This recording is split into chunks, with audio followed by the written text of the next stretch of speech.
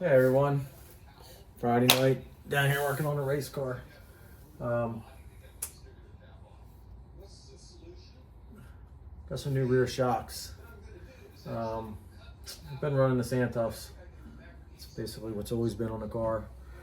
But when we converted the car over to where it's separated, the shocks I had were they're just a little on the short side. So when this thing would lead and go down track, it would really close the top of the shock out. If it didn't top the shock out sometimes, So got a hold of Chris and we went from a 19-inch shock to a 21-inch shock. I really can't go any more than that. Really don't need any more than that, but the reason I didn't go longer is limitations with the driveshaft, the tunnel, and the chassis and all that stuff. So, it's pretty basic stuff, but I just figured I'd do a little video of me working on the car. So enjoy. I actually put them on there and then decided the video, but they're on there. I just was test fitting them, kind of see where I'm at, because I'm gonna have to move it because they're longer, so I got to move it on the 4-link brackets here. But he also included these. They're called. I think the technical term for them is take-up springs. That would go up here, so that, really the main reason you need these is so that when the rear goes in like full separation, this spring doesn't get loose and fall out of the pocket and stuff like that, and obviously that would not be good. So this just kind of keeps this thing planted. So I'm not sure if I'm gonna need them yet or not. So like I said, I gotta work on getting the ride height where it needs to be, and then see where my dropout's going to be, and then go from there, see if I'll need these or not.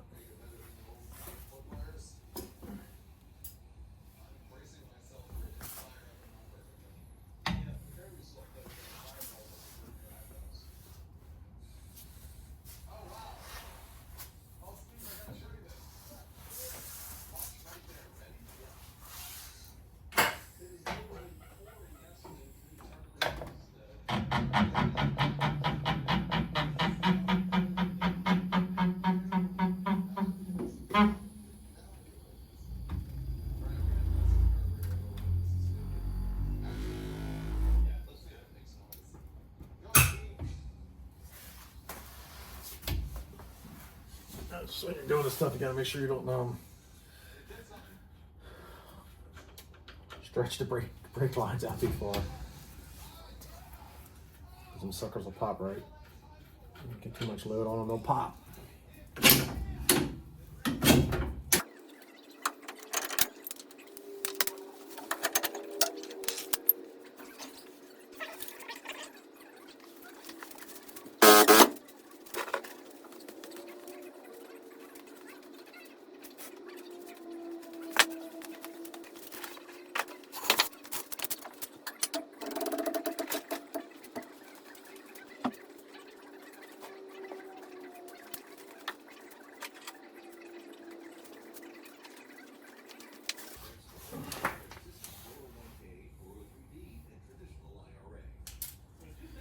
Alright, so I'll mark where I was so I don't get lost.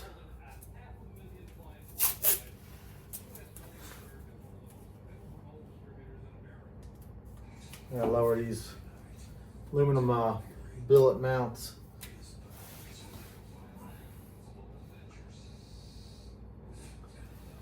So which will push the rear up inside the car, which will get the car back to the ride height that I raced the car at. Whenever you're making changes, it's important to, with a 4-link car, whether it's a real 4-link, a full 4-link like this, or like a Mustang 4-link, it's ride height plays a big role because it moves the angles of the bars and it'll change everything. So you always want to try and get back to your desired ride height.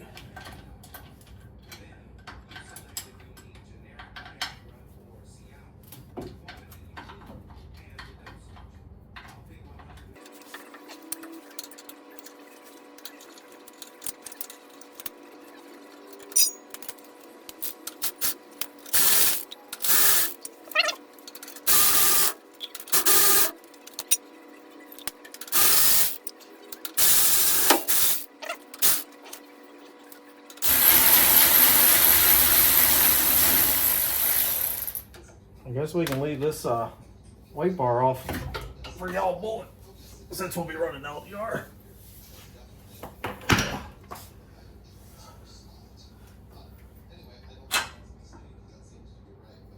That's where I was. So I'm gonna go 1, 2, 3. I'm gonna go 4 holes and see what we got.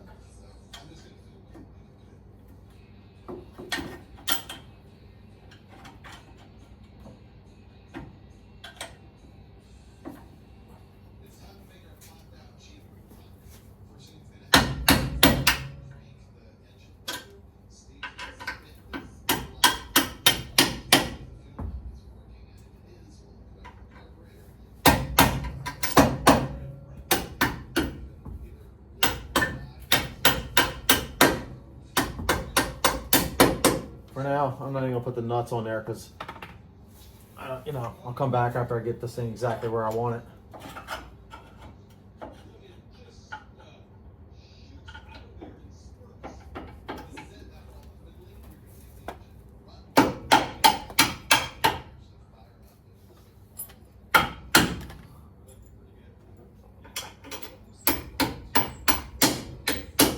Fortunately, I don't have a lift in my basement because my kitchen's right above me, so I gotta lay on the Pro Jack. Good times. It's the only way I know how to work.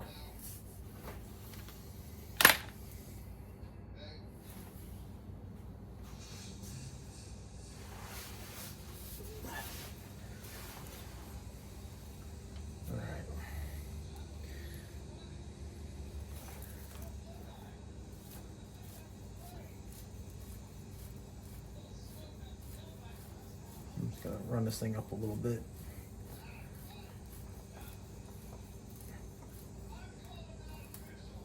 Because we're gonna want to see where we are, how much shaft is showing once the weight's on the car.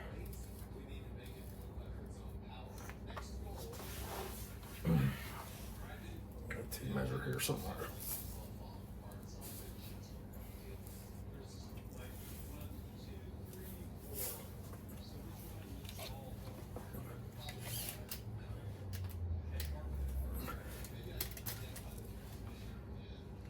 It's 2 3/4. 2 3/4, make an easy number.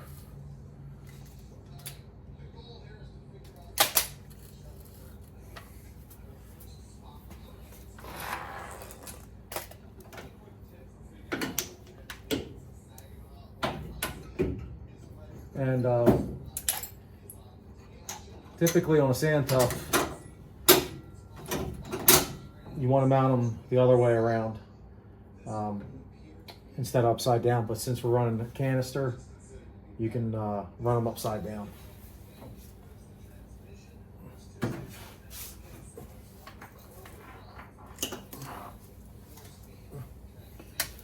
So I set that one like 2 3/4. Just the number for right now.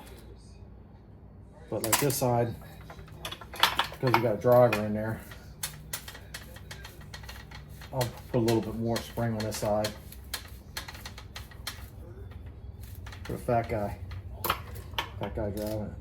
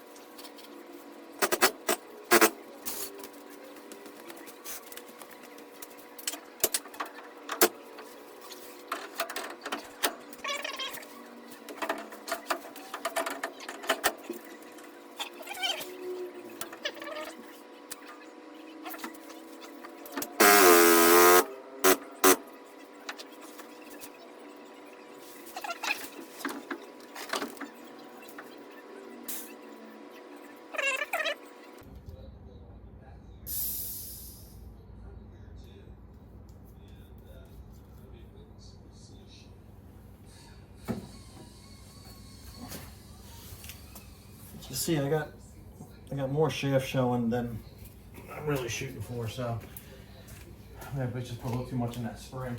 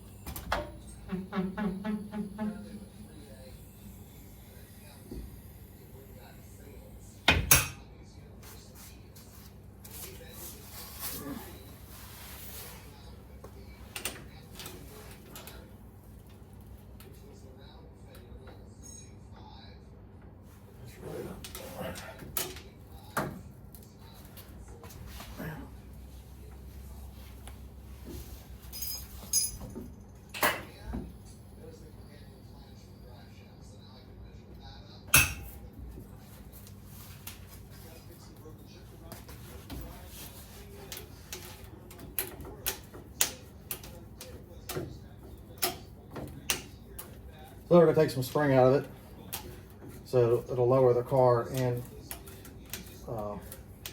get the shaft, exposed shaft. When you're trying to run a car separated, using separation, you want to have as much of the shaft inside the canister as possible.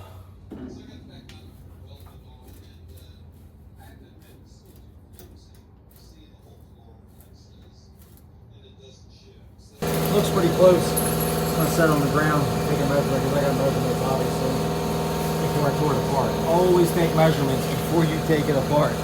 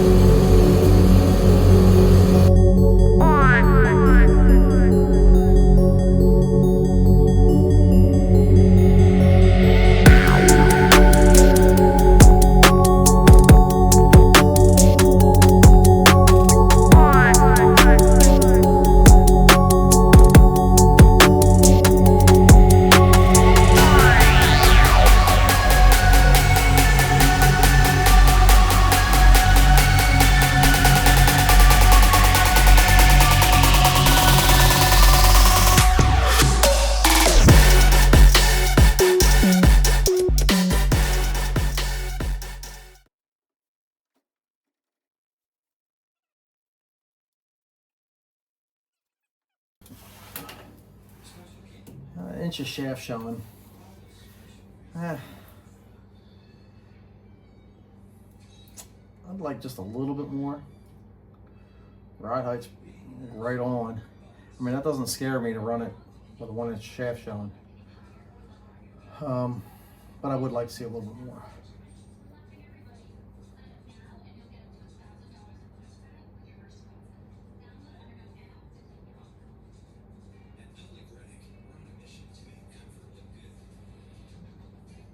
Alright, so now what I'm going to do is, because I introduced more dropout on the rear,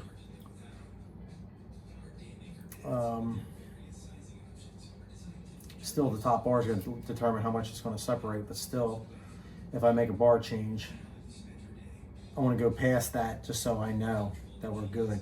So I'm going to need to put the dry shaft back in it, and then you put it through its motion and see what we got.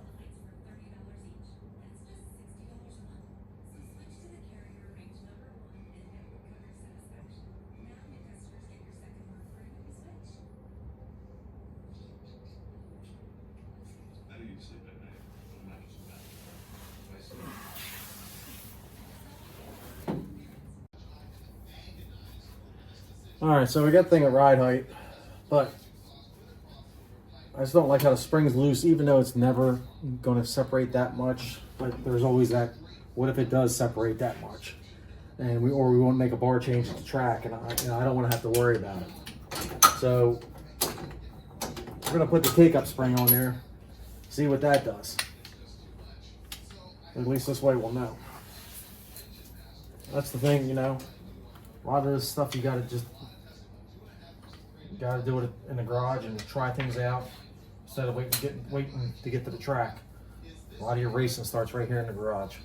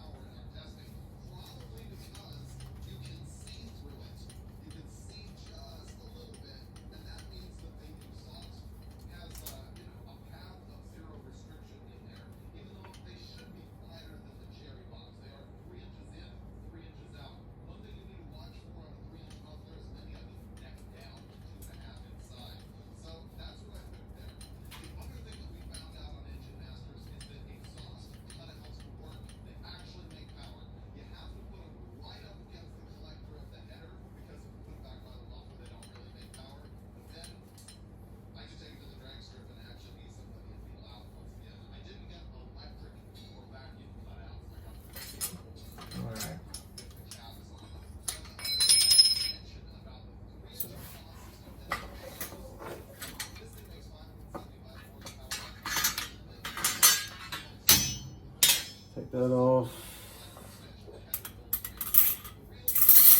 Put that on. Slide that on.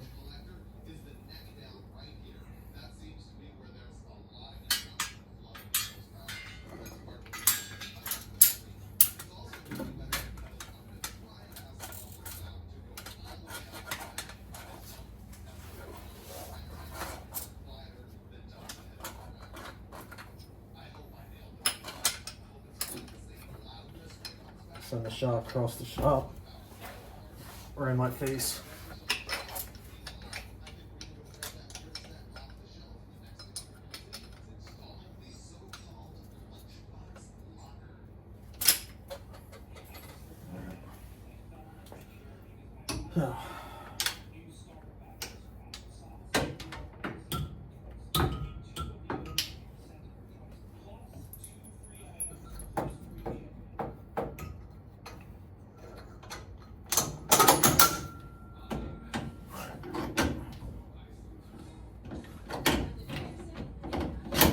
So now you can see how that take-up spring takes any slop out versus that.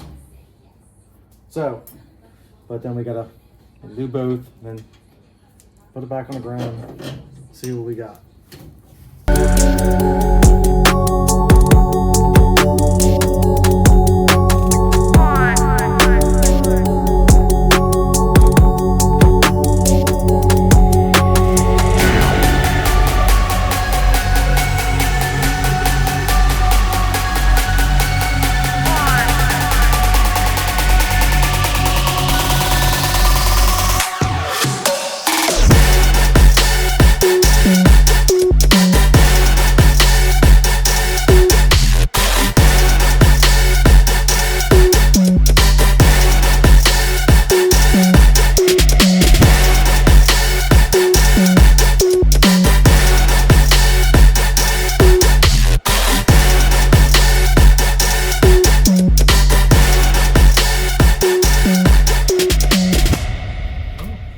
right exactly.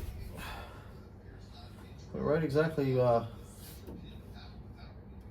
Exactly where it was, but now it has the take-up spring in it, so that when the rear end's fully dropped out, we don't have to worry about these flopping around. I don't like again. I know the rear would never separate that much, but man, you can't be going this fast and going, it shouldn't do this or shouldn't do that, and then next thing you know, you kind of forget about it, and you're under there making bar changes, and next thing you do, it does separate that much, and you've forgotten all about that. So it's always better to be on the safe side. I'm gonna put some in here.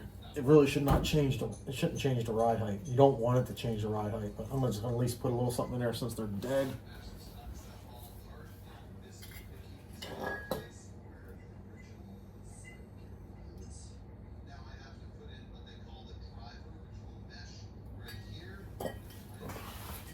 I really don't run much in these things anyway.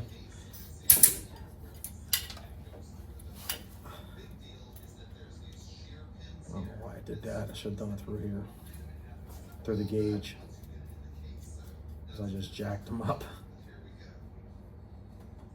I mean, these are nice, but I'm more on the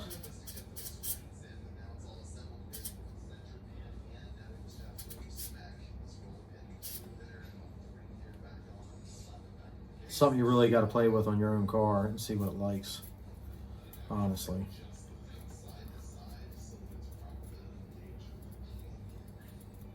Because you have, the mechanical leverage of the 4-link.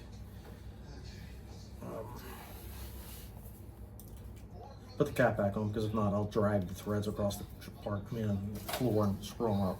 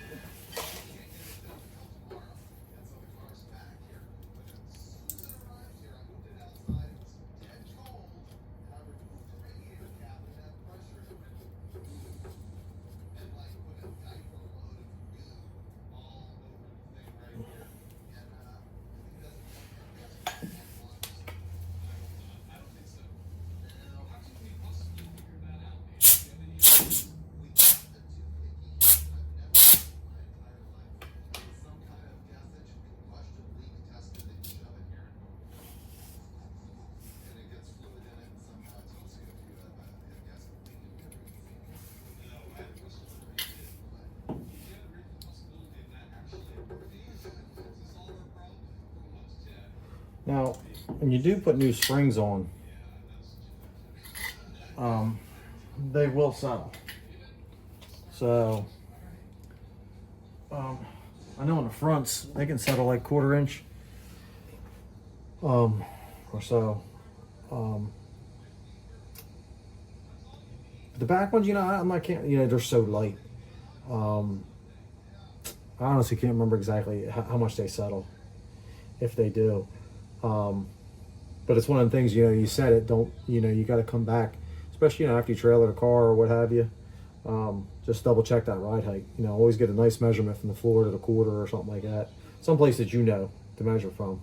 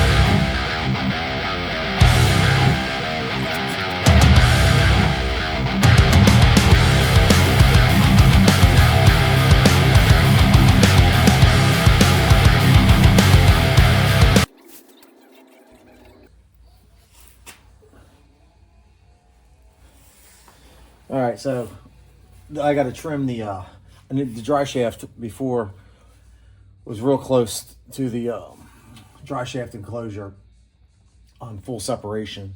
So I already knew it was going to be I knew it was going to be an issue if I had more rear separation. I'm not saying that I'm going to give it more, but in case we do end up giving it more at some point, I know the dry shaft to clear the enclosure. So I can't pull the enclosure out and modify it without pulling the trans out. So I got to modify it in the car. So I'll get the cutoff wheel out, gotta trim it up, get it to fit. And once I know it's 100%, then I'll pull the trans out and dress it up, make it nice and perfect, you know. But so start getting cutting.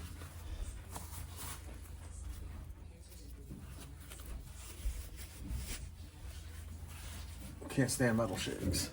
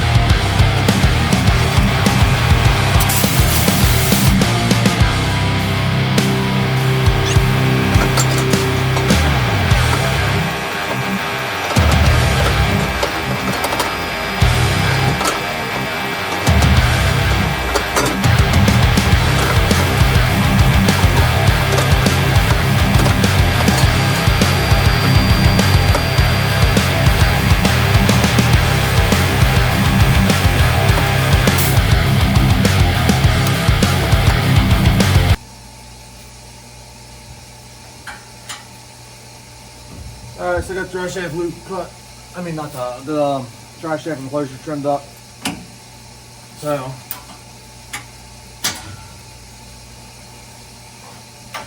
throw the dry shaft in there. See what we got. Go from there.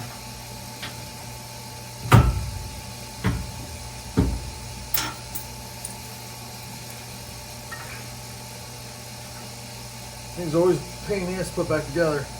After you weld on them, you get these things all fitted, all tacked up, and then when you weld on them, nothing lines the hell up. Everybody's done it, knows.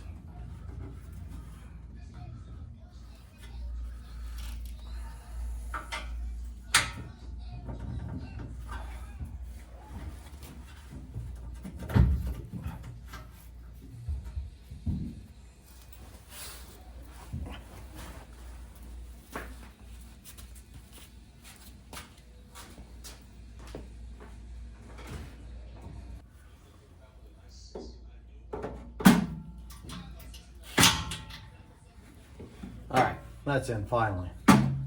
Alright, so now put the dry shaft in it. See what we got. Of course, putting the dry shafts in is a little bit of a job as well.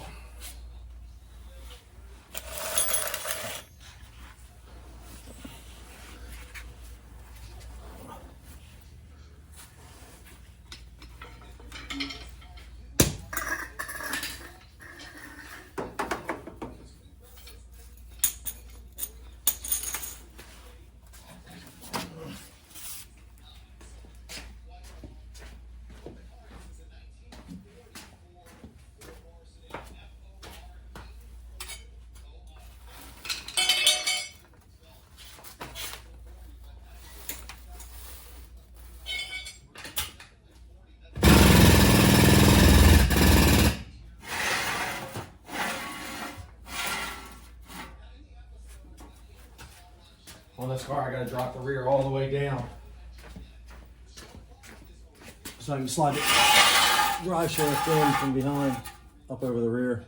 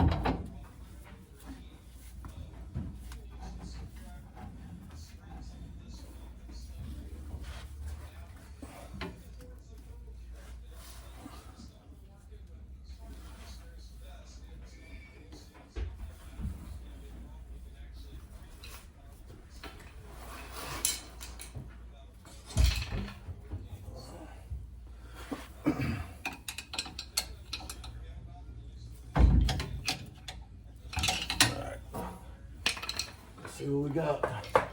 So we gotta watch this number 1 bar in the tunnel.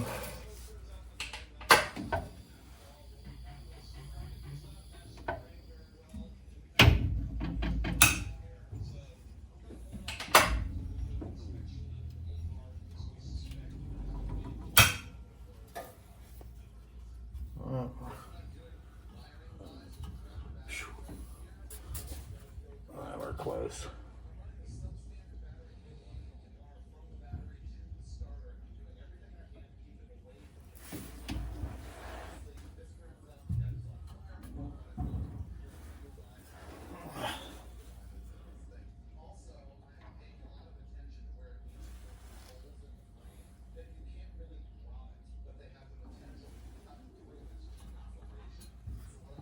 We're close. Still trimming a little bit though.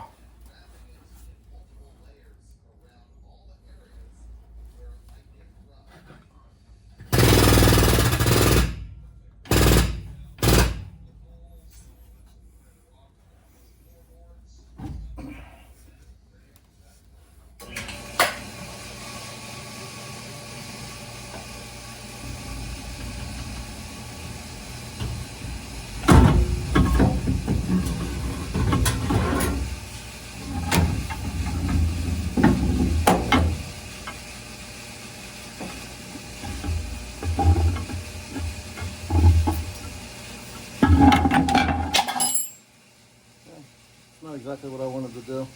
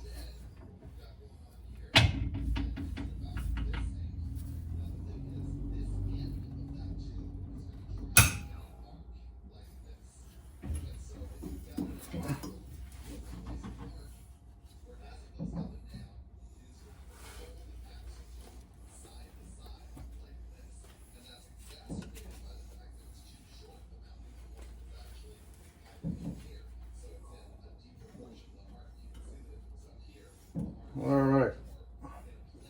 So the sucker just clears.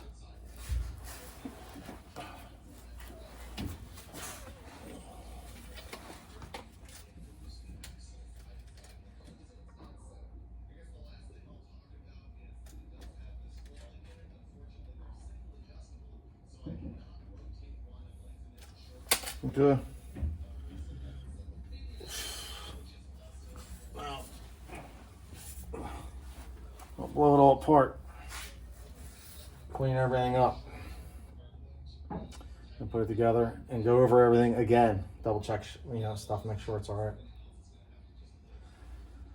So, all right.